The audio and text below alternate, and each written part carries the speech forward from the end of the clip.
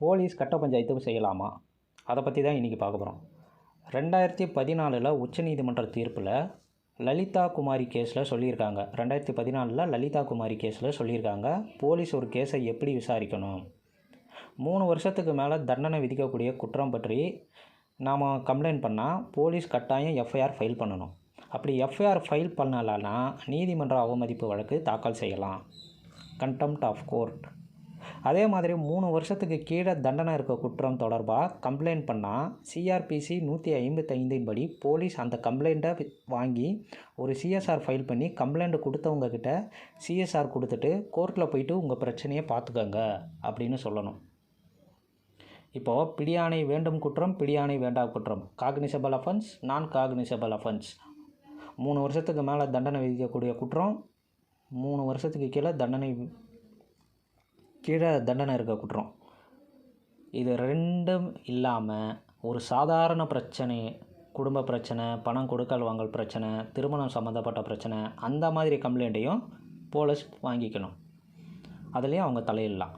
அதையும் என்ன பண்ணணும்னா சிஎஸ்ஆர் மட்டும் போட்டு நீங்கள் கோர்ட்டில் பார்த்துக்கணும் அப்படின்னு சிஎஸ்ஆர் கொடுத்து அனுப்பிடணும்.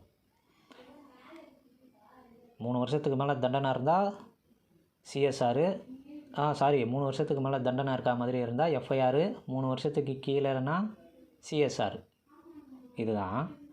அதுலேயும் அந்த சாதாரண பிரச்சனையில் இன்னும் ஏதாச்சும் க்ரைம் நடக்கிற மாதிரி இருந்தால், வெட்டு குத்து, ஒரு சின்ன பிரச்சனை வந்து வெட்டு குத்து அளவுக்கு போகுது, அந்த மாதிரி இருக்கிற மாதிரி இருந்தால் சிஆர்பிசி 149 படி அந்த பிரச்சனையை தடுக்கிற அளவுக்கு போலீஸ் எவ்வளோ நடவடிக்கை எடுக்க முடியுமோ அந்த அளவுக்கு நடவடிக்கை எடுக்கலாம். அது வந்து 3 வருஷம் அந்த தண்டனை கொடுக்குற பிரச்சனை அளவுக்கு ஆகுதுன்னா கூட அவங்க எஃப்ஐஆர் கூட பதிஞ்சு பிரச்சனை சரி பண்ணலான்னு சொல்கிறாங்க. அந்த சின்ன பிரச்சனை பெரிய பிரச்சனை ஆகுதுன்னா அதை தடுக்கிற உரிமை அவங்களுக்கும் இருக்குது. அப்போ அந்த 145 படி போலீஸ் எந்த ஒரு கம்ப்ளைண்ட்டையும் விசாரிக்க அதிகாரம் இருக்குது. அந்த லலிதா குமாரி கேஸில் போலீஸ் ஒரு எந்த மாதிரியான சூழ்நிலையில் கேஸை விசாரிக்கலாம் அப்படின்னு சொல்லியிருப்பாங்க. திருமண குற்றங்கள், வணிக குற்றங்கள், லஞ்சம் மற்றும் ஊழல், மருத்துவ குறைவான குற்றம், இந்த மாதிரி குற்றங்களில் 3 வருஷத்துக்கு மேலே தண்டனை விதிக்கக்கூடிய குற்றமாக இருந்தால் காவல்துறை நடவடிக்கை எடுக்கலாம். ஆனால் கட்ட பஞ்சாயத்து பண்ணக்கூடாது. கட்ட பஞ்சாயத்து பண்ணுறது சட்டப்படி தப்பு. கட்ட பஞ்சாயத்து பண்ணுறது தப்பு, சட்டப்படி தப்புன்னு தமிழ்நாடு அரசு 25/11/2003 ஒரு ஜிஓ பாஸ் பண்ணாங்க. அதே மாதிரி 2/12/2023 போலீஸ் கட்ட பஞ்சாயத்து பண்ணுறது தப்புன்னு போலீஸ் டிஜிபி தமிழ்நாட்டில் இருக்க எல்லா போலீஸ் ஸ்டேஷனுக்கும் ஒரு சர்க்குலர் அனுப்பியிருக்காரு. 3 வருஷத்துக்கு மேலே தண்டனை விதிக்கக்கூடிய குற்றமாக இருந்தால் கண்டிப்பாக எஃப்ஐஆர் போடணும். 3 வருஷத்துக்கு கீழே தண்டனை கொடுக்குற குற்றமாக இருந்தால் சிஎஸ்ஆர் கொடுத்து ஜென்ரல் டைரியில் என்ட்ரி பண்ணி கோர்ட்டுக்கு அனுப்பி வச்சிடணும். பெட்டிஷன்களை விசாரிக்கும் போது அந்த சின்ன பிரச்சனை இருக்கு இல்லையா, அந்த சின்ன பிரச்சனைக்கான பெட்டிஷன்களை விசாரிக்கும் போது அதிலும் மேற்கொண்டு குற்றங்கள் நடக்காமல் இருக்க தடுக்கும் விதமாக அறிவுரைகள் வழங்கி அனுப்பிடணும் அப்படின்னு சொல்லியிருப்பார். கட்ட பஞ்சாயத்து பண்ணுறது தமிழ்நாடு அரசு பணியாளர் நடத்தை விதிகள் பிரிவு 20 ஒரு மாற்றத்தை கொண்டு வந்து அது சட்டப்படி குற்றம், அப்படி மீறினா துறை ரீதியாக நடவடிக்கை எடுக்கப்படும் அப்படின்னு சொல்லியிருப்பாங்க. அது கூடவே பார்த்திங்கன்னா Tamil Nadu subordinate police officer conducting rules 1964 பிரிவு 24 படியும் கட்ட பஞ்சாயத்து பண்ணுற காவல் அதிகாரிகள் மீது துறை ரீதியான நடவடிக்கை எடுக்கப்படும் அப்படின்னு சொல்லியிருப்பாங்க. கூடவே பார்த்திங்கன்னா டிஸ்ட்ரிக்ட் போலீஸ் ஆக்ட் செக்ஷன் 21 மற்றும் 44 படியும் நடவடிக்கை எடுக்கப்படும்.